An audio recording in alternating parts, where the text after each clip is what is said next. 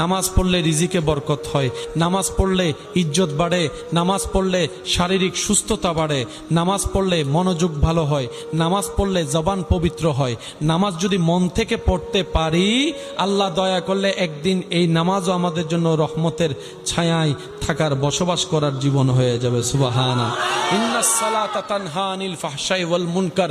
আল্লাহ তাআলা নামাজের মাধ্যমে, ইবাদতের মাধ্যমে আল্লাহর রহমতের নৈকট্য হাসিল করার আমাদের সবাইকে তৌফিক দান করুক। বড়দের সাথে বেয়াদবি করা যাবে, ছোটদের সাথে জুলুম করা যাবে। যখন আপনি আমি বেয়াদবি করি, নিজের রহমত কমাই ফেলি। আমরা তো মনে করি বেয়াদবি করলাম বাস জিতে গেলাম। না, মনে রাখবেন রবের দরবারে পাপীর জায়গা আছে, মাফের সুযোগ আছে, কিন্তু বেয়াদবের কোনো সুযোগ মাফ নাই। এটা মাথায় রাখতে হবে। বড়দের সাথে বেয়াদবি করা যাবে। চিনেন কিংবা না চেনেন, আপনার সাথে কোনো রক্তের সম্পর্ক নাই, পরিচয়ের সম্পর্ক নাই, কিন্তু একটা পরিচয় তো আছে, সেটা আপনার রবের বান্দা, আপনার নবীর উম্মত। এর চাইতে বড় পরিচয়ের আর কোনো দরকার আছে? বলেন না ভাই, এর চাইতে বড় পরিচয়ের দরকার আছে? তো বড়দেরকে যে সম্মান করে, আল্লাহ তাআলা তাকেও সম্মানের ব্যবস্থা করে দেন। এটা আল্লাহর ওয়াদা, এটা আল্লাহর ওয়াদা, এটা আল্লাহর ওয়াদা। যে অন্যের মুখে হাসি ফুটায়, আল্লাহ তাআলা তার জীবনে শান্তি আনবেন, এটা আল্লাহর ওয়াদা। যে অন্যরে খাওয়াবে, আল্লাহ তারে খাওয়াবে, এটা আল্লাহর ওয়াদা। আপনি আমি যদি সত্যি বুদ্ধিমান হই, নিজের লাভ চাই, তাহলে আমাদের জীবন চলার পথে কিছুটা ব্রেক দেওয়ার দরকার। একদম আনব্রেকলি গাড়িটা চালানো ঠিক হবে, কারণ বেশিরভাগ সময় আমাদের গাড়িটা চলতেছে শয়তানের রোডে।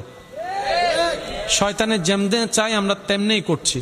তো করেছি, অতীত তো আর পাল্টাতে পারবো না, কিন্তু রব্বুল আলামিন বলে তুই তওবা কর, রাস্তাটা আমি ফিরাই দিচ্ছি, জাহান্নামের রাস্তা জান্নাতি বানাই দিব। সুবহান। এই বিশ্বাস আছে সবার? পিছনের ভাইরা বিশ্বাস আছে? আল্লাহ তাআলা আমাদের সবাইকে 5 ওয়াক্ত নামাজের সাথে বন্ধুত্ব রাখার তৌফিক দান করুক।